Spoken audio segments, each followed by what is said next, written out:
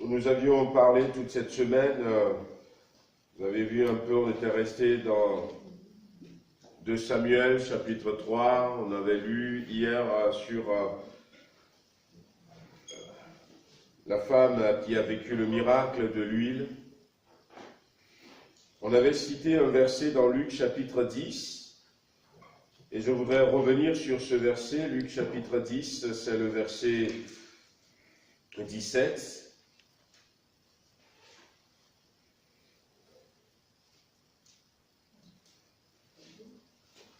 Il est marqué, les 70 revinrent avec joie, disant, « Seigneur, les démons même nous sont soumis en ton nom. » Et Jésus leur dit, « Je voyais Satan tomber du ciel comme un éclair.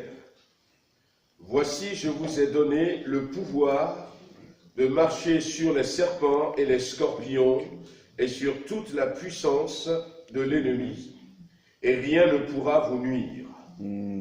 Cependant, réjouissez-vous de ce que... Ne vous réjouissez pas de ce que les esprits vous sont soumis, mais réjouissez-vous de ce que vos noms sont écrits dans les cieux. » Alors nous disons qu'il est temps pour nous de vivre ce verset. Amen. Nous voulons vivre ce verset. Amen. Alléluia. Amen, amen. On va continuer à prier tout à l'heure. Hier, nous avions parlé d'intensifier nos prières, notre vie de prière.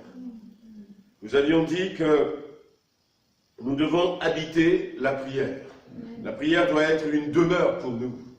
Tout comme la louange et l'adoration est une demeure pour notre Dieu, nous devons habiter dans la prière. L'apôtre Paul, qui a été jusqu'au 3e ciel, va nous dire à un moment donné dans le livre de Thessaloniciens qu'à 2 reprises, avec un vif désir, il a voulu aller voir les Thessaloniciens, mais Satan nous en a empêchés.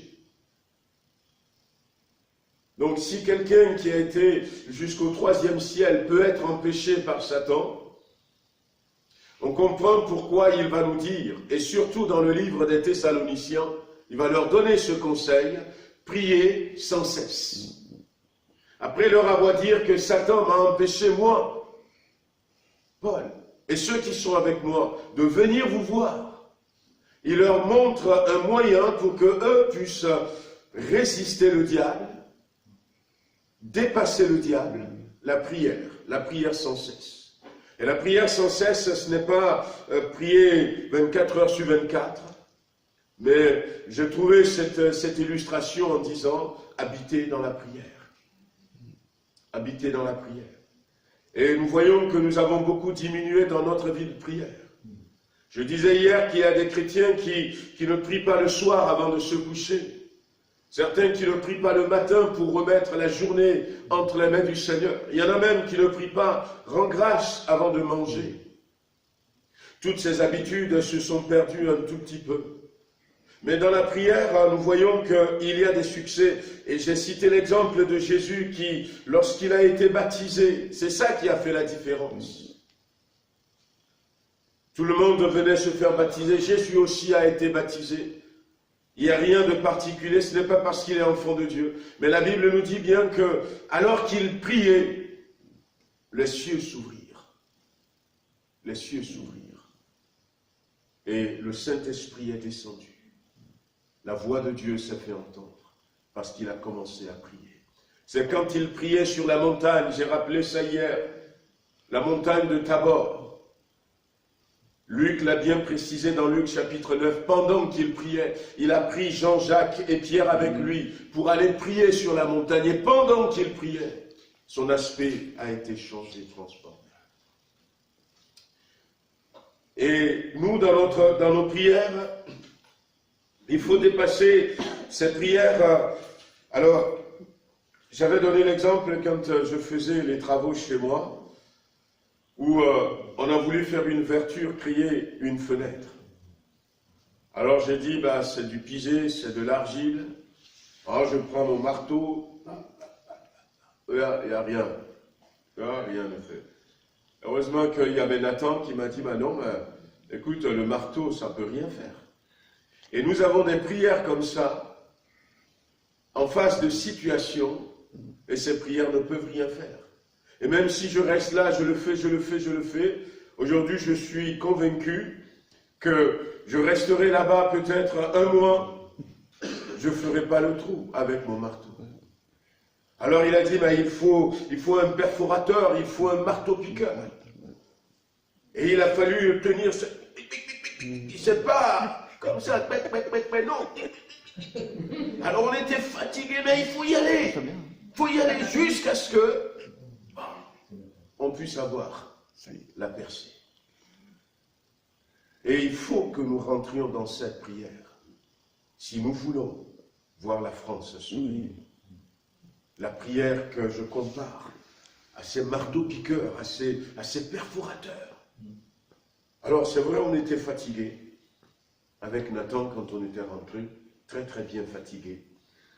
J'ai jamais été aussi fatigué de ma vie.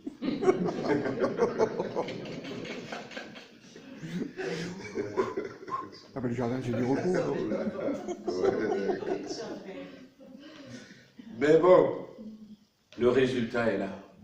On a la lumière, on a une belle vue, on a la chaleur du soleil qui rentre. Voyez-vous. Mais Jésus nous a donné cette capacité de prier. C'est ça que nous avions lu. Je vous ai donné le pouvoir de marcher sur les serpents, sur les scorpions et sur toute la puissance de l'ennemi. Et rien ne pourra vous nuire. J'aimerais que nous restions juste quelques minutes avant de prier sur ce verset. Comment ça marche, ce verset? Voyez-vous, quand les disciples sont revenus au verset 17, ils étaient débordants de joie et ils ont dit à Jésus, les démons même nous sont soumis. Alors, nous voulons vivre cela, et c'est là que Jésus leur avait dit, en effet, voici, il y a une autre version qui dit, il est vrai que je vous ai donné le pouvoir. Je vous ai donné le pouvoir de marcher sur les serpents. Et il y a deux mots ici qui ont attiré mon attention. Je vous ai donné le pouvoir de marcher sur toute la puissance de l'ennemi. Comment comprenons-nous le pouvoir?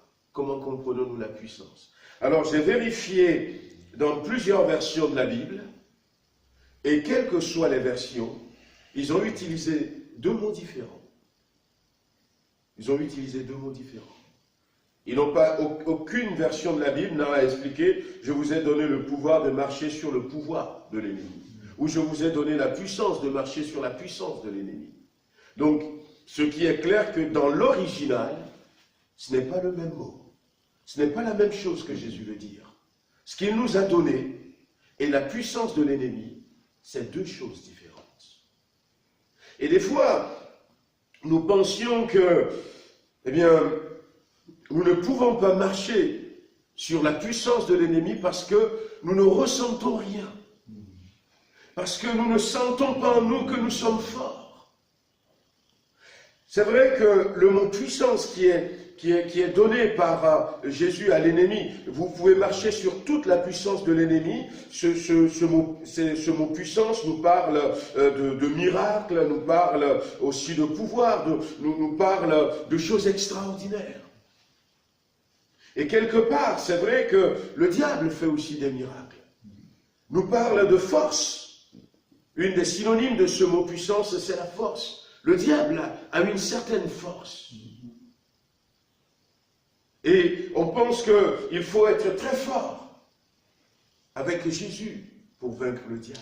Mais ce n'est pas ce que Jésus nous a donné. Non. C'est tout autre chose. C'est tout autre chose. Le mot puissance, c'est le mot grec dynamis, qui signifie effectivement la force, qui peut être même traduit par dynamite. Voyez-vous.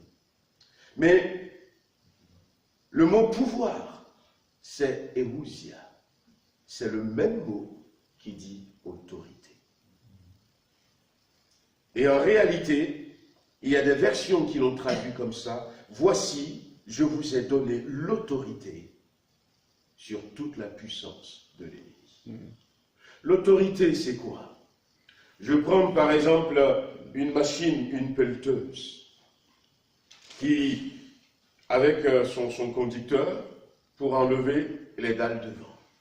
La puissance, c'est la machine, mais l'autorité, c'est celui qui la conduit. Celui qui a l'autorité n'a pas nécessairement besoin d'être fort, d'être costaud. Il peut être comme ça. Mais s'il a l'autorité, il dit. Il n'a même peut-être pas besoin de crier s'il a l'autorité. Voyez-vous, Jésus, c'est pour ça que la Bible dit, il n'a ni beauté ni éclat pour attirer le regard. Il n'est pas quelqu'un qui a fait du bodybuilding, qui est costaud. Quand il marche comme ça. Et puis les gens disent, ah ben non, c'est Jésus. Alors il dit, lépreux soit guéri. Non, il est tout simple. Mais il possédait l'autorité. Ce que nous avons, et ce qu'il faut que nous retrouvions, c'est l'autorité. Amen. C'est l'autorité. Ceux qui travaillent, c'est peut-être ceux qui ont la force, les ouvriers. Mais celui qui a l'autorité, c'est celui qui les paye. Eux, ils font le travail. Le diable, il a la puissance, il a la force. Mais nous avons l'autorité. Et ce mot a été traduit, par exemple, les synonymes de ce mot, c'est maître. Celui qui a l'autorité, c'est lui qui est le maître. Ça a été traduit par gouverner. Celui qui a l'autorité, c'est lui qui gouverne. Exercice, celui qui exerce le pouvoir. Le droit, nous avons le droit de dire, tu ne le fais pas.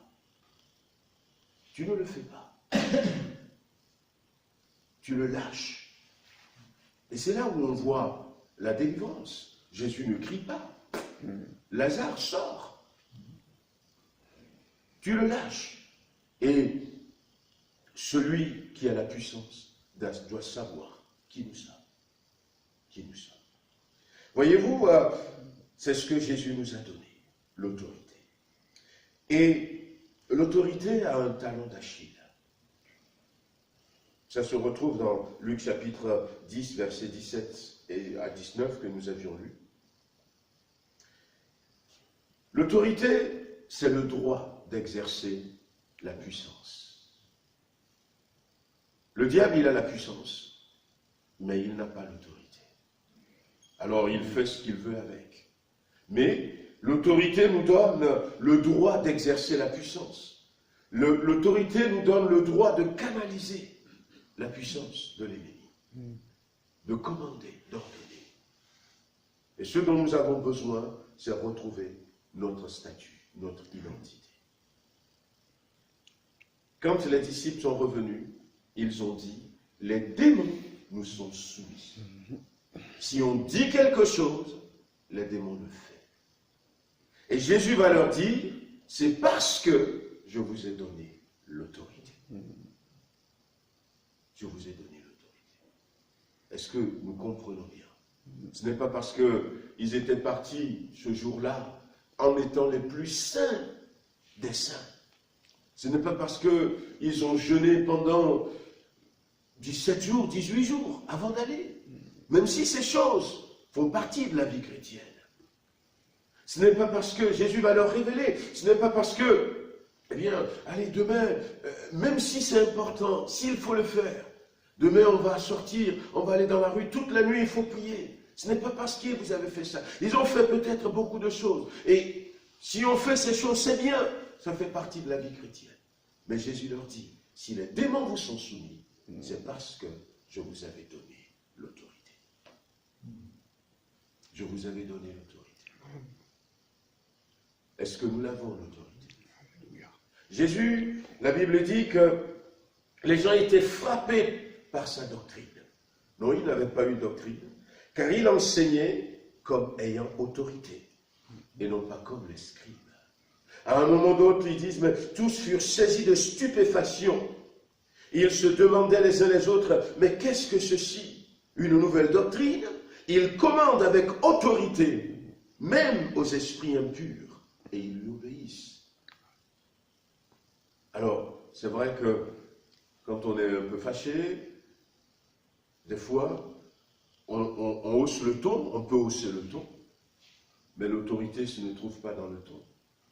Ce n'est pas dans la tonalité de l'autorité. On l'a ou on ne l'a pas. Alors, que le Seigneur restaure l'autorité dans ma vie et dans l'Église. Je disais tout à l'heure qu'il y a un passage intéressant dans la Bible, talon d'Achille, c'est-à-dire que l'autorité, pour manifester véritablement l'autorité, pour que nous puissions manifester l'autorité, un exemple dans la Bible qui est dans Matthieu chapitre 8,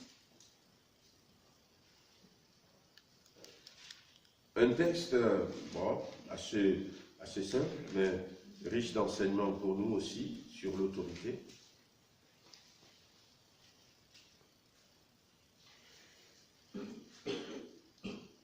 Matthieu chapitre 8, verset 5.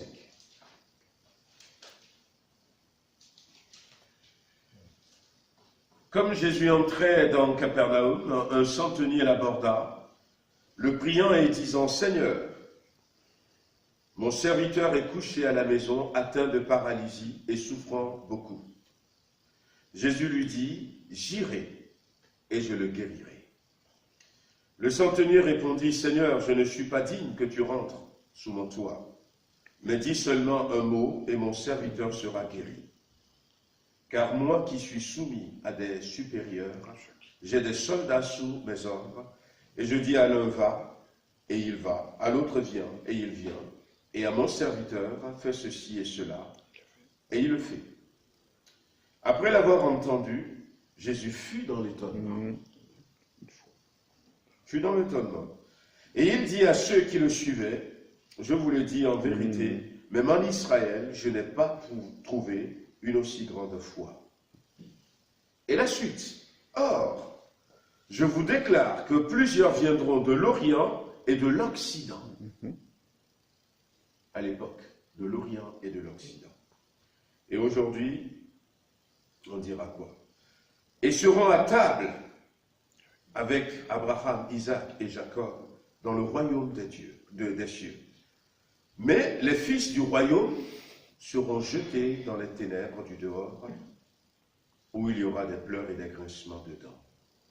Puis Jésus dit au centenier, va, qu'il te soit fait selon ta foi. Et à l'heure même, le serviteur fut guéri. C'est très intéressant ce passage dans la Bible sur l'autorité, comment marche l'autorité. Et comment nous pouvons restaurer l'autorité dans notre vie, dans nos maisons et dans notre Église. Dieu est un Dieu d'autorité. Amen. On a cité la dernière fois Daniel chapitre 10, où Daniel avait commencé à demander quelque chose à Dieu.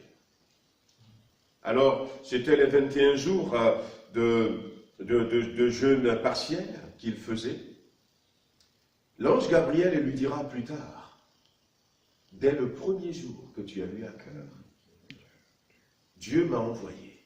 Mais j'ai été bloqué par le prince de Perse. Et j'étais resté là. Il a fallu, le 21e jour, que Michael vienne m'aider. Que Dieu ait demandé à Michael d'aller aider. Vous savez, ce qu'on a perdu, nous, c'est pour ça que je dis qu'est-ce qu'on dirait aujourd'hui. À l'époque, c'était l'Occident et l'Orient. Les gens vont venir. Mais Dieu est un Dieu d'ordre. Et Dieu va suivre toujours. Et il va faire toujours d'une manière ordonnée. Tant que Dieu n'a pas dit à Michael, va aider Gabriel, rien n'a été fait. Rien n'a été fait. Un jour, on a amené à Jésus un gars, un aveugle, dans la Bible.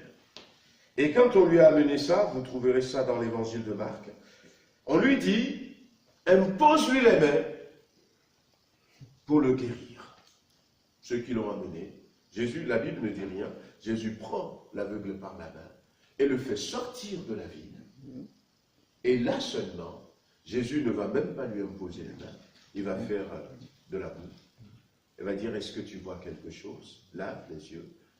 Et là, non. Et puis Jésus, une deuxième fois, va faire. Et ce qui se passe dans ce passage que nous avons lu, c'est que ce centenier a sollicité Jésus, et Jésus lui répond, j'irai et je guérirai. Mais il dit, non, non, non, non, fais pas comme ça. Je vais te montrer comment je veux que tu fasses. Je veux simplement que tu restes ici, que tu dises un mot. Et ici, Jésus l'a fait. Parce que l'homme va rajouter tout de suite, car moi-même, je suis soumis à une autorité. Et ça vient faire quoi là, cette phrase? Alors, car moi qui suis soumis à des supérieurs, j'ai des soldats sous mes ordres. Ça vient faire quoi dans cette histoire? Voyez-vous, on ne peut jamais, en réalité, sur le plan spirituel, voir les démons ou quelqu'un d'autre se soumettre à nous si nous-mêmes, nous ne sommes pas soumis à Dieu. Ce qui détruit notre société française, c'est toutes ces modernités qui sont contre la parole de Dieu. On prend les mariages, Dieu a établi un ordre. Dieu a établi un ordre. On prend l'Église, Dieu a établi un ordre. On prend tout, Dieu a établi un ordre. Et si nous voulons que les démons nous soient soumis, si nous voulons marcher sur la puissance, ce que Dieu nous a donné, c'est l'autorité. Or, l'autorité nous demande de nous soumettre à celui qui nous l'a donné. Pour que ça marche, l'autorité. Et c'est ce qui va étonner Jésus. Et ce qui va faire en sorte que, cette fois-ci, il va faire ce que l'homme lui demande. Non pas comme il a décidé, j'irai et je le guérirai, mais il va faire ce que l'homme lui demande. Parce qu'il y a ici une leçon sur l'autorité. En effet, moi aussi, je suis un homme soumis à des supérieurs. Je suis soumis, moi aussi. Et quand nous sommes soumis, ce que nous ordonnons, et il a dit, moi je suis soumis à des supérieurs. Je suis un officier subalterne, dira d'autres versions. J'ai des soldats sous mes ordres, et quand je dis à l'un va, il va. Pourquoi? Parce que moi-même, je suis soumis. Je suis soumis. La Bible ira jusqu'à dire à un moment donné, et après Jésus remettra le royaume à celui qui lui a soumis toutes choses. Comment Jésus a fait son ministère? On l'avait dit, et on le redira encore, en dépendant toujours de son Père. Je ne fais rien de moi-même, mais je fais ce que mon Père me demande. Il était soumis à son Père. Il était soumis à son Père. Que le Seigneur nous aide à prier pour que nous puissions... C'est un mot qui a pris, c'est vrai, un sens moderne. Mais si nous voulons que les démons nous soient soumis, nous avons besoin de nous soumettre à Dieu. Amen. Nous avons besoin de nous soumettre à Jésus-Christ. Pour que l'autorité qu'il nous a donnée, et c'est ce qu'il nous a donné, pour que l'autorité puisse marcher, puisse fonctionner. Et souvenez-vous de ce passage de la Bible. Jésus était dans l'étonnement. La foi, ce n'est pas le fait, on reste souvent sur la foi, ce n'est pas simplement parce qu'il a dit « je ne suis pas digne » que tu rentres dans. La foi, c'est ce principe d'autorité qu'il a établi. Il était sûr que s'il établit ce principe d'autorité, le Seigneur va marcher. Et il a expliqué, c'est pour ça qu'il a expliqué, car moi-même je suis un subalterne, moi-même je suis soumis. Et ce que Dieu veut pour nous, c'est que nous vivions la même chose, que Satan nous soit soumis. Amen. que les démons nous soient soumis, que les serpents nous soient soumis, que les scorpions nous soient soumis. Je vous ai donné l'autorité de marcher sur eux. Je vous ai donné le droit de les empêcher de vous nuire. Je vous ai donné le droit de contrôler leur puissance. Je vous ai donné le droit de limiter leur activité. Je vous ai donné le droit, eh bien, d'être leur maître, leur supérieur. Et si nous voulons voir ces choses, eh bien, prions encore une fois ce midi. Seigneur, donne-moi d'être soumis à toi. Amen. Et aux autorités. L'apôtre Paul, des fois, les gens disent, oh, l'apôtre Paul ira jusqu'à dire, mais soyez soumis aux magistrats. Oui. Et je vous dis la vérité, on est en train de prier pour une dame qui venait à l'église sur Paris, mais qui a un problème. Et pendant un temps de jeûne et prière, on a prié pour cette dame, et puis il y a un démon qui s'était manifesté. C'était un démon qui s'était manifesté. Et j'avais un pasteur, bon, il y avait tout un groupe de frères et sœurs, mais il y avait le pasteur qui était là, un pasteur africain, j'ai mon grand frère, et moi. On était trois. Les autres étaient partis travailler, parce que le jeûne et prière, c'est toute la journée. Et les autres étaient partis, on le fait on voulait aller jusqu'à 40 jours. Donc, on est là, dans ce lieu. Et nous trois, mon grand frère, on a voulu. Et au début, on a voulu prier pour que cette sœur soit délivrée, cette personne qui venait à l'église soit délivrée. Et on n'avait pas réussi. On n'avait pas réussi. Elle était très très menaçante, cette personne, une dame toute simple. Mais vous savez, quand les démons réagissent, ils ont une puissance. Et on n'a pas réussi à soumettre. J'étais pas pasteur à ce moment-là. Et mon grand frère non plus. Aujourd'hui, on est tous les deux pasteurs. Et on était sous l'autorité de ce pasteur. Mais on n'avait pas réussi. Et le reste de la journée, ça m'a... Je dis, mais comment se fait-il qu'on n'a pas réussi? Et puis, ce n'était même pas quelques jours après, comme on est là pendant plusieurs jours, quelques jours après, on a refait une séance de délivrance, on a attendu en fin de journée, tout le monde était revenu, parce que, eh bien, c'était chaud la première fois, nous trois. Et on priait. Et tout à coup, le démon qui se manifestait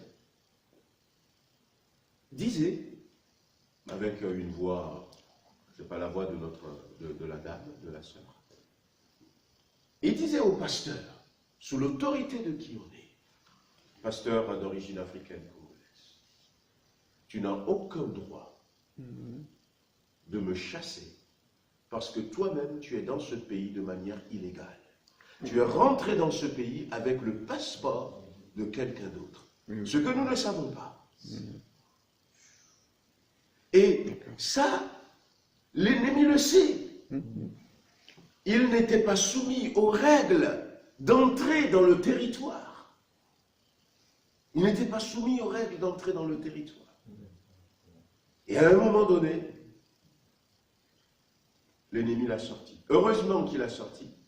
Parce que nous autres qui sommes dans la légalité, on a profité pour dire, ça ne te donne pas le droit. Si lui n'est pas en règle, eh bien, il n'est pas tout seul ici. Voilà, ça ne te donne pas le droit. Et nous t'ordonnons de quitter. Et finalement, j'ai compris pourquoi, eh bien, ça n'a pas marché la première fois.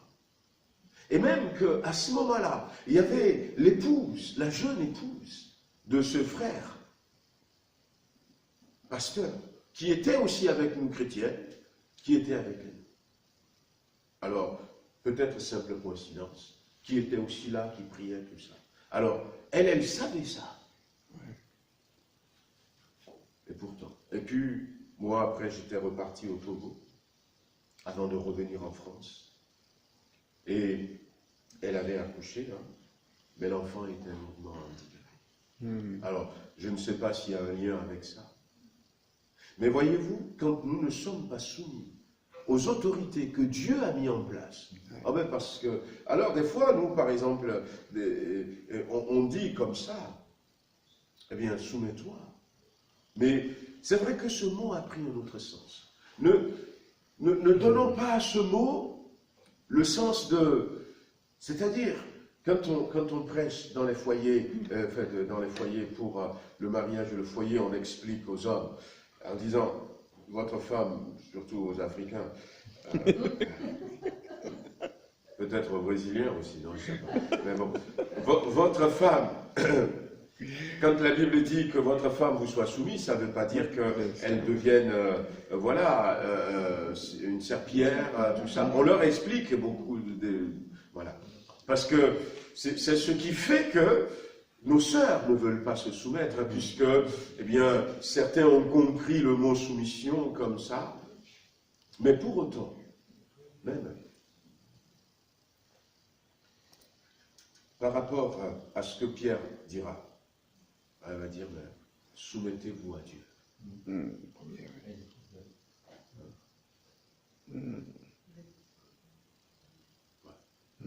Quand vous vous soumettez à Dieu, le diable s'enfuira.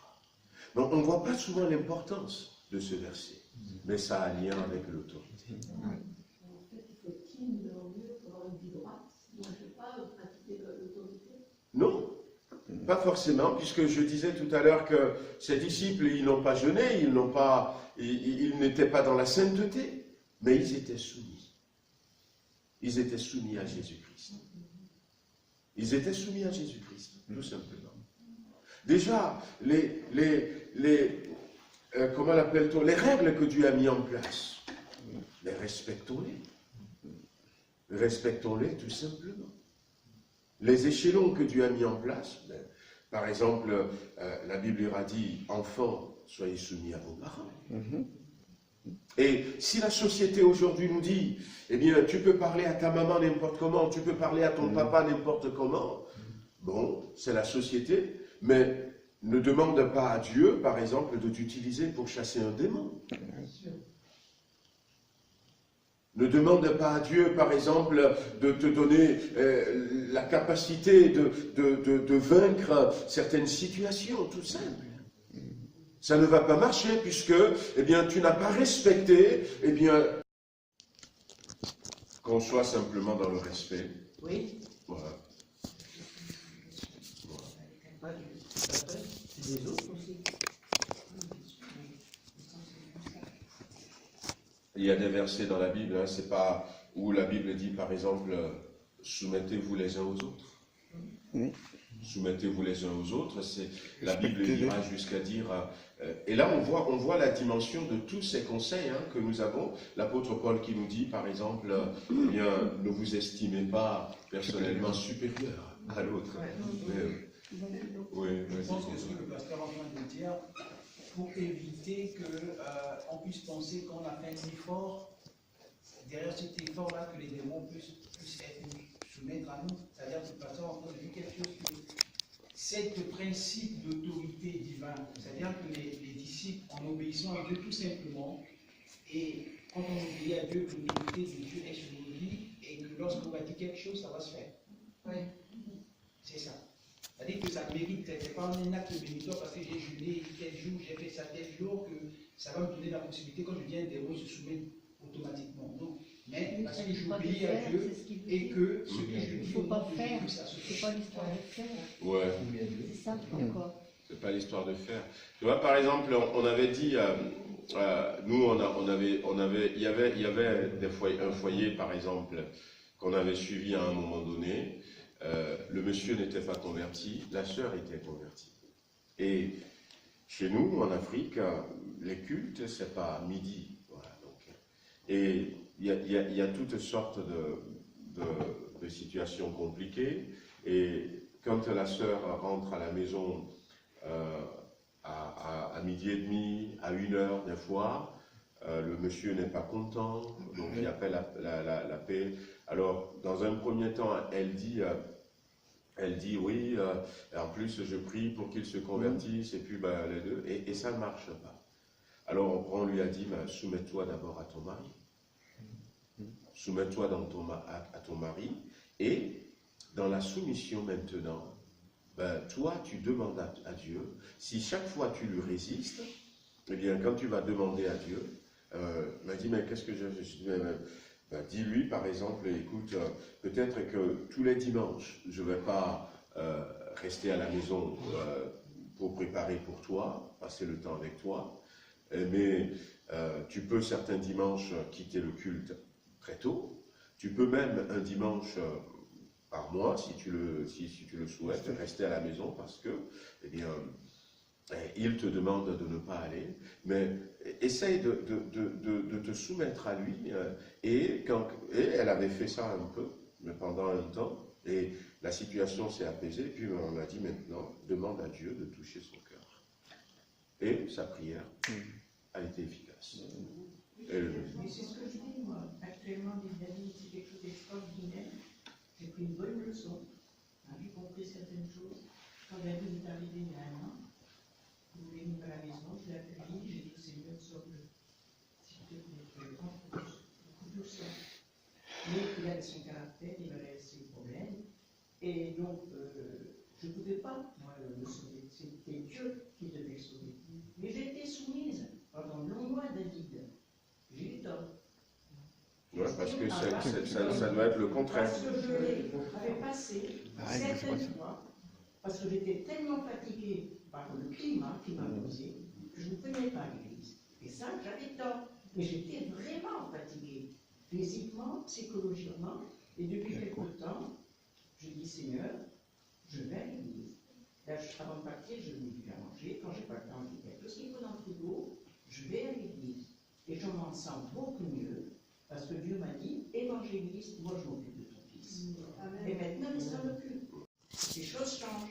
Alors je pense qu'on a des devoirs naturels avec les enfants, c'est ce que j'en conclus.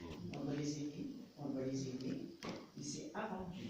Dieu, toujours avant. Même pour les proches, c'est mon impression, c'est ce que j'ai vécu là, depuis un an.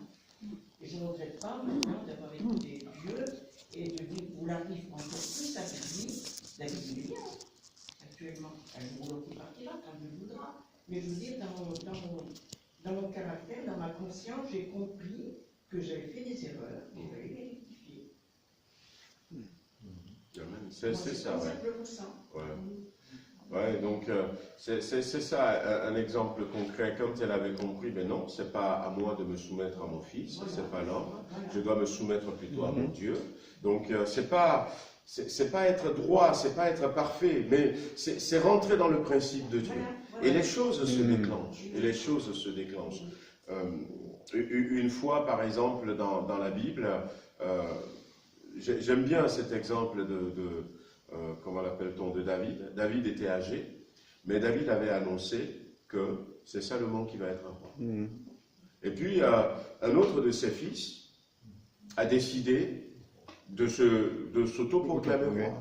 Joab est parti avec, tous les autres sont partis avec, et on était venu le dire à David, en disant, ben voici ce qui va se passer. Et on craignait même pour la vie de Salomon et de sa maman, parce que quand les autres vont devenir rois, ben, ils peuvent le tuer. Mais qu'est-ce que David avait fait? David, il n'a pas levé une armée. Il y a une partie de l'armée qui est avec lui. Non. Il a fait simplement ce que Dieu lui a demandé, qu'il n'avait pas encore fait. Il aurait dû introniser Salomon roi, mais il était encore vivant, et il est fatigué, il est tout le temps couché, il ne régnait plus, mais il n'avait pas fait ce que Dieu lui avait demandé. Il était en ce moment-là dans l'insoumission par rapport à ce que Dieu lui avait demandé. Et là, David va dire, mais tiens, bon, il a fait à sa manière, mais il va se soumettre à ce que Dieu lui a demandé. Et l'histoire est close. Quand Adonijah, tous les autres ont entendu dire que Salomon est devenu roi, eh bien, la révolte, tout ça a été étouffé. C'est tout. Il a fait ce que Dieu lui a demandé. J'avais l'exemple aussi d'une amie qui a un peu engagé depuis ma conversion. C'était la maman d'un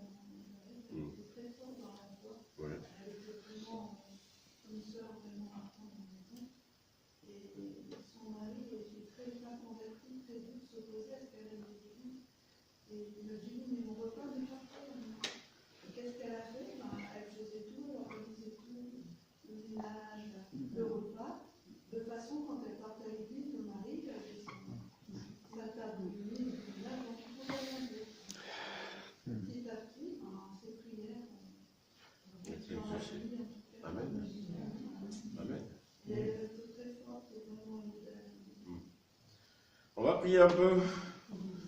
Voilà. Nous voulons que les démons nous soient soumis. Nous voulons que des âmes soient sauvées.